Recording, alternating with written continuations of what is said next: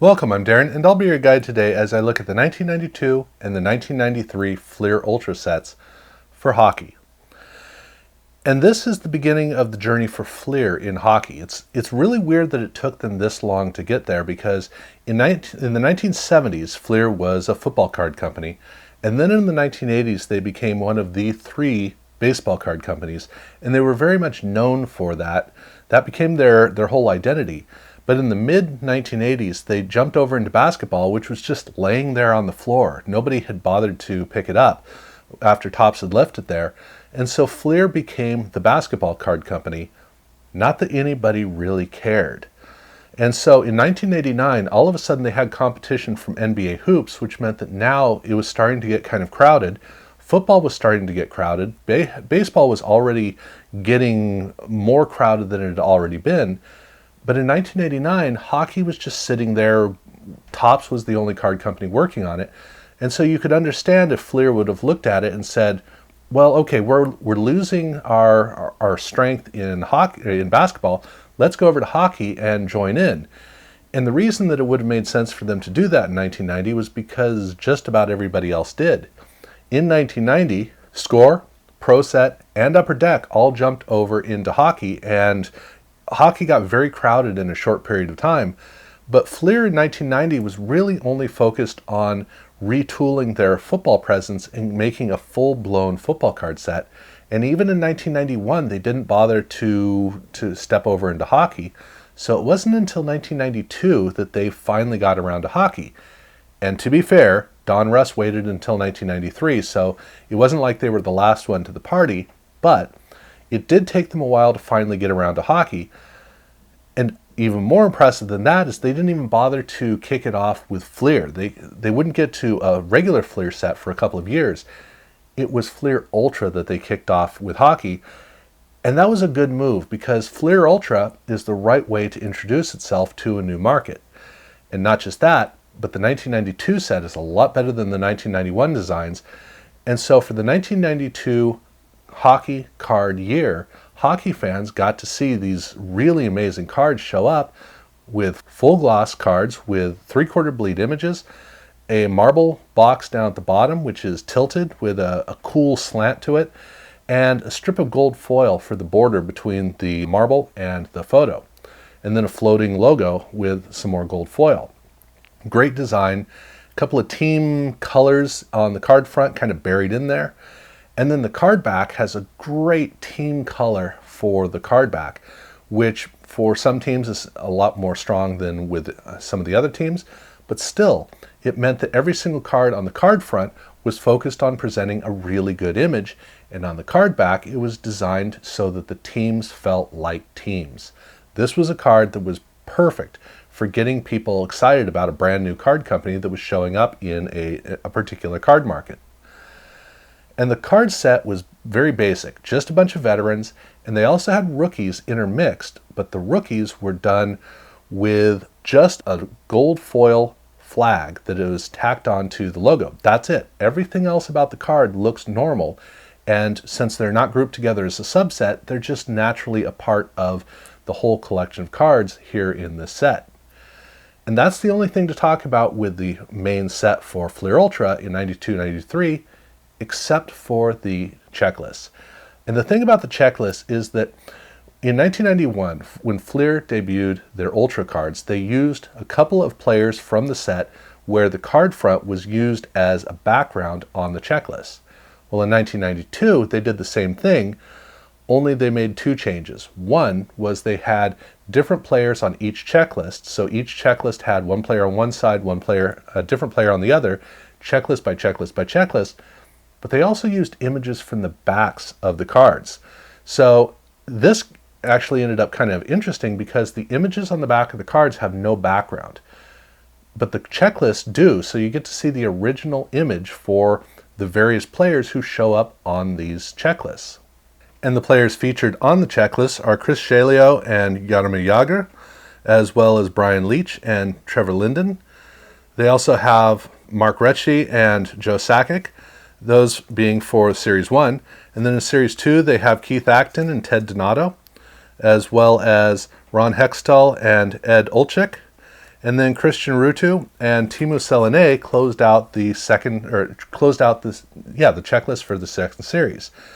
So all of those checklists, all 6 of those checklists are collectible with players like Chris Chelios, Jaromir Jagr, and Teemu Selanne, which adds a really cool element to the card collecting opportunities for card collectors, which just makes the card set a lot more fun.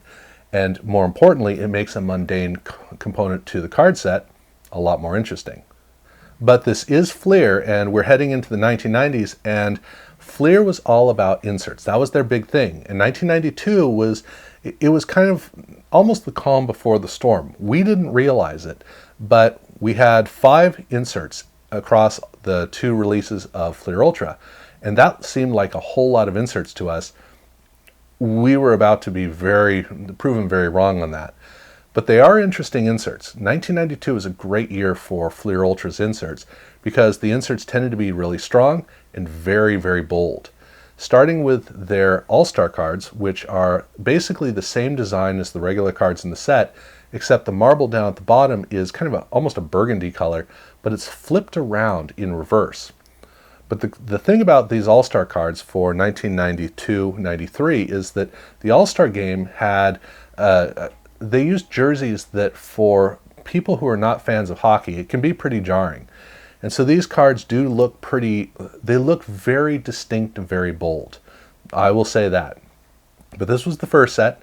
And then they had their award winners cards. And here they have the pictures used from the official ceremony, which was very common to show up in these card sets. Looks really great with the NHL logo behind them. In this case, they have a perfectly horizontal box down at the bottom and more gold foil. Really, really nice looking cards. Then they have imports. And for imports, this is where you start to see the grand Fleer tradition of getting rid of the background and just having a big image back there. In this case, with a cool globe. This is a card that looks really nice. And part of what makes this card look so nice is the fact they used silver foil instead of gold foil, which really gives a nice icy feeling to these cards, which kind of makes you wonder why they didn't use silver foil more often with their hockey cards. But this looks really great. And then they have a set called Performance Highlights. And for Fleer Ultra in 1992, Performance Highlights was what they were using for their set dedicated, or their insert set dedicated to a player. So they were looking at younger players who were just kind of emerging on the scene and really celebrating the brief careers that they had. In the case of hockey, it was Jeremy Roenick who was featured in this set. And they have a dark blue marble for the design theme. Very, very boxy, very heavy design for these Performance Highlights cards, which is really a great looking card. But the Performance Highlights cards, what is most memorable about these for collectors is the fact that these cards come with autographed versions. And the way that the official autographed versions of the cards were distinguished is that obviously they have the autograph on the front, but if you turn the card to the side, you'll see that in the middle of the card they have a Fleer logo stamped into the card. That's how you know that they're official autographs. And then the last set is their Ultra Rookies. And the Ultra Rookies cards are basically like the All-Star cards, except they're flipped around in the proper way, but otherwise burgundy down at the bottom, logo for Ultra Rookies. And that brings 1992-93 Fleer Ultra to a close. Now, Ultra was designed so well in 1992 that 1993 was basically just an upgrade over the previous year's cards, and very much an upgrade in terms of they just made subtle changes, but they have a big impact. On the card front in a positive way, on the card back, probably not as much. So the difference between the cards is that in 1993 they have a different color for the marble at the bottom, but it's shrunk down. And that allows the 2 team color boxes for the names to now be kind of floating in the card space, which means that this card now is much, much, much more heavily themed around individual teams. Right from the outset on the card front, you get that team feel on these cards, which brings a whole liveliness to the experience of these cards that you didn't quite have in the previous year. It makes it great, but that's a good thing because on the card back, they got rid of the team color theming and they just have a common image that's used on every single card back. And unlike football, where they changed the end zone colors so that every single card looked like a home game for the particular team, in this case, they're basically all they're basically all the same. That's kind of what it came down to. But at least the card fronts look really great. And they also have their rookies done in the same way as the previous year. So they again have the banner that is gold foil banner coming down off the logo. In every other way, they're just more player cards mixed within the set, which perfectly fine. They look really great. But they also had some players who were relocated, and this was something that you would see here and there in Fleer. But for Fleer Ultra, this was pretty unusual to see this. So hockey is, I believe, the only place where they bothered with it for their Fleer Ultra sets. They just have a little box, kind of a pinkish color, for a box that talks about either if it was a postseason trade or, more importantly, if it was an expansion draft for a player. And so that means that the photo of the player is on one team, and then the team color theming and the name of the team is different from the picture. But again, it's weird that they put that little logo on this card, because Fleer Ultra isn't the kind of place where you want to stick something that is as cut and paste as that. You want to make it a lot more formal. So it was a unique thing in this card set. Now in Series 2, we got to see Team USA and Team Canada, the junior teams. And those are broken down into teams. But this does inspire me to bring up one topic, which is that in Series 1, the players were scattered all around. There was no team alignment in Series 1. I don't know why they did that, because that's the only time that you saw that in Ultra up through this time. By Series 2, they once again lined it up so it's team by team, the way that it had been in the previous year. So Series 2 is a team-oriented set, where at the end they have subsets of Team USA and of Team Canada. So those are tucked right in and they make perfect sense. But in Series 1, every player is just scattered all throughout, which is a big chaotic mess. It's a cool enough set, but that is the way that it's done. It's weird how they have that dichotomy between the two releases. And they do have checklists at the end, and the checklists are interesting, because in Series 1, again with the chaotic array of players all over the place, the checklists once again use the images from the backs of the cards. But in Series 2, now they use images from the front of the cards, which is a very unique style for splitting the two approaches, which it doesn't really mean much, but I just thought that I would note that. And so the players for the 1993 series is Eric Lindros and Jimmy Carson, as well as Chris Terreri and Dave Ellett, and then Guy Herbert, I guess, and Ted Donato, Chris Pronger and Michael Renberg, and then Guy Carbonneau and Brent Gretzky was featured on the very last of all the checklists. And Brent Gretzky obviously didn't quite live up to what people were hoping for from him, but at any rate, he did show up there on that last checklist. So it wasn't quite as star-studded in 1993 as it had been in 1992. But don't worry, there are inserts to talk about, and lots of inserts, including the problem that Fleer ran into in the mid-90s with having as many inserts as they had. Because they were really flooding their packs with inserts so that people would be excited about getting an insert if not every single pack, just about every pack. And so the inserts are kind of all over the place, but they start off at a great place with the career highlights of Adam Oates. And this is a card that is designed in a very basic way with just a black marble band down at the bottom, horizontal. It's very thin so that the whole card is just this big image of Adam Oates with a sepia background behind him. And you might notice that this card has silver foil on the card, which just looks so great. I mean, really, silver foil works so well for hockey. It stands out really well, too. Now, interestingly, on the card front, the background is in sepia, but the player is in full color. On the card back, the text box is in sepia and everything else is in color foil, or is in full color. But Something cool about the career highlights is that you get to see the different stops that Adam Oates had throughout his career. So he has a number of different jerseys, which is very different from what we saw with Jeremy Roenick, who had not really had much of a career or much of a journey by that point. So there's a lot more variety to this card set. So with that out of the way, then we move on to the all rookie team cards. And the all rookie team cards do a really good job of demonstrating the chaotic nature of a lot of these inserts, where they were coming up with a bunch of ideas and just kind of dumping them out because they had 10 insert sets that they had to design. This follows the grand tradition that Fleer had of replacing the entire background with a color or some sort of an effect.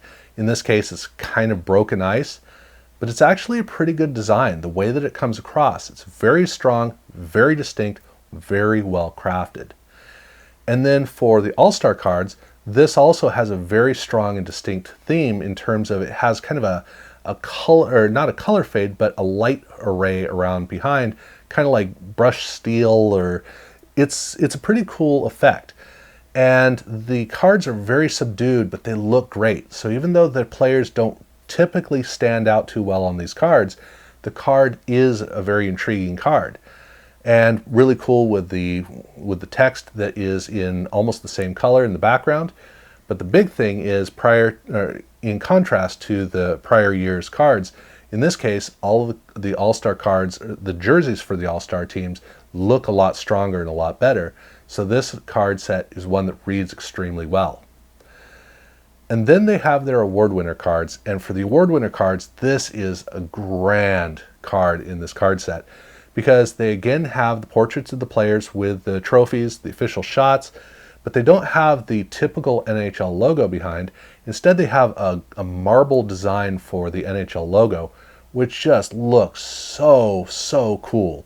The way this card comes across is, among other things, so distinct compared to pretty much all the other typical award winner cards that you see in just about every other set. Nothing wrong with the 92 design, but the 93 design just looks like something totally different and special. Love the way that it looks. And then we start in on the general cranked out inserts. This is very much the nature of how these insert sets for Ultra tended to go. They got a lot to do, so they threw a bunch of designs out.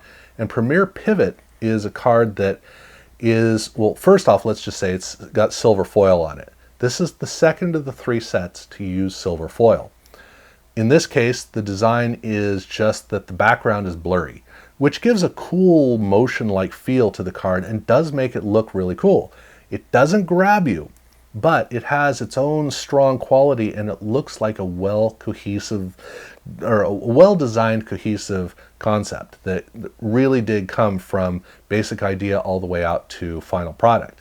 But it sure isn't going to be turning any heads at all. The Prospects cards, on the other hand, most certainly are going to turn heads with a design that ironically is very similar to something that we were seeing at the same time over in Pacific in football. This is kind of an ice theme at the bottom with, I guess, like lasers shooting in the sky above. It is a very bold design. It is very distinct. It stands out very well.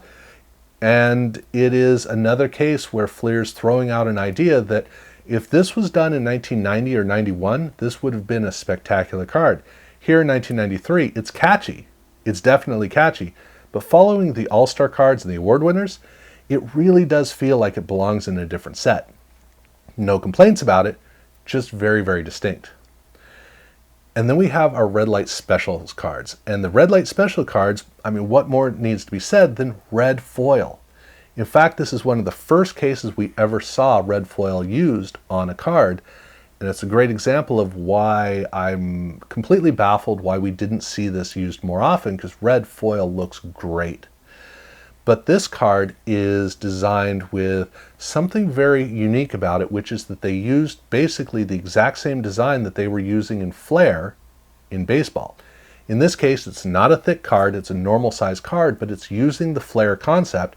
So they ported an idea for a base card into an insert, which, cool idea, and it worked really well. The way these cards, they're not the greatest cards at all, again, but they had a bunch of ideas they had to toss out, and this is another one of those that's good enough. It's very serviceable.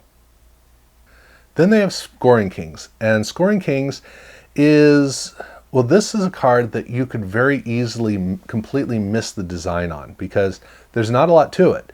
The one you're going to notice most clearly is the lightning bolts coming from the hockey stick. It is a design, it's an idea. It feels more like they were getting into that Marvel concept in their head at this point because it really doesn't quite fit in with everything else. It's very comic booky. But the design element you might have totally missed is that up at the top they have a white fade into the image. It's subtle, but again, this is the case of Fleer at this time. They were putting out a bunch of inserts, and a lot of these inserts definitely feel that way. Now, Speed Merchants, I think, is a lot more successful because here they just take the back of the jersey and they stretch the color out, creating a blur of color that gives you a great team color feel to these cards. It helps it really read in a much stronger way than what we saw with what we saw and would see with a number of the other cards. But here we have the last of the silver foil cards. So again, one of the designs. And then the last set they did was Wave of the Future. And Wave of the Future is the insert set for Flair. So they're porting the insert design over to Fleer Ultra, but not the design effect, which is, in this case, it's kind of like ripples of water behind the player, which is cool, but it destroys the ability to see the player. So the player kind of blends into the card, and that's the only problem with a card that, in theory, should have come out really well. But unlike the first one, the Premier Pivots, where everything that was blurred out worked well with the main image, here the effect kind of distorts it, which, weird thing to say considering the whole water effect. But that was what they did for the 1993-94 Fleer Ultra sets. Now, across these two sets, you got to see Fleer Ultra pretty much at its height. They would do a really good job in a couple of years reconstructing the whole design and doing a great job with inserts across the board. But this is a great way to kick off hockey. And so for hockey fans, this is what they knew of Fleer. They didn't know regular Fleer, which, bless you, child, you were so lucky. And they didn't get to see the first iteration of Ultra. This is the right way to introduce yourself, and the card sets are really impressive. So, that's what I've got to say for these two sets. And if you have any questions about Fleer and Fleer Ultra, about this, definitely ask me down below. If you haven't subscribed to my channel, I definitely urge you to do so, and do check out my other videos. And thank you very much for watching.